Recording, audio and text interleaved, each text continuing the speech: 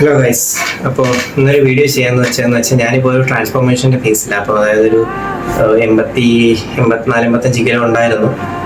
ഇപ്പം ഏകദേശം ഒരു 2 കിലോയോളം കുറച്ചിട്ടുണ്ട്. അപ്പം വെയിറ്റ് കുറയ്ക്കുക എന്നതിലുപരി മസിൽ ഡെഫിനിഷൻ കൂട്ടുക, കുറച്ച് ഫോക്കസ്ഡ് ആയിട്ട് വർക്കൗട്ട് ചെയ്യുക. ഈ ബൾക്കി ആയിട്ടൊക്കെ നടന്ന് മടുത്തു കുറേ നാളുകൊണ്ട്.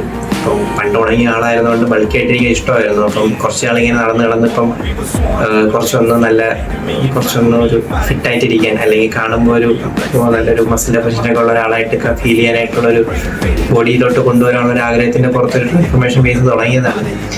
അപ്പം ഞാൻ എന്തായാലും ഇനി വരുന്ന വീഡിയോസിലെല്ലാം അതിൻ്റെ അപ്ഡേറ്റ്സ് തരുന്നതായിരിക്കും.